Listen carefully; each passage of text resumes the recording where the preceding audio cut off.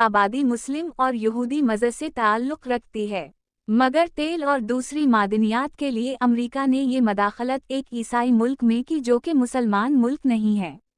इन्हीं मफादात के लिए मुसलमान मुल्कों में मदाखलत की जाती है, इसलिए मदाखलत नहीं की जाती कि वो मुस्लिम रियासतें हैं।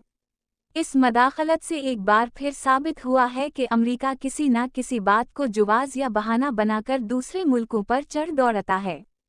कभी कीमियाई असलहा रखने के झूठे जुवाज़ पर, कभी जमहूरियत के नाम पर, कभी दहशतगर्दी के नाम पर, और कभी एटमी टेक्नोलॉजी रखने या जारी रखने के जुवाज़ पर। मगर हर मदाखलत के पस मंज़र में ताकत मनवाने से लेकर मकामी मादनियात समेत तेल हड़प करने की ही सोच या साजिश ही कारफरमा होती है।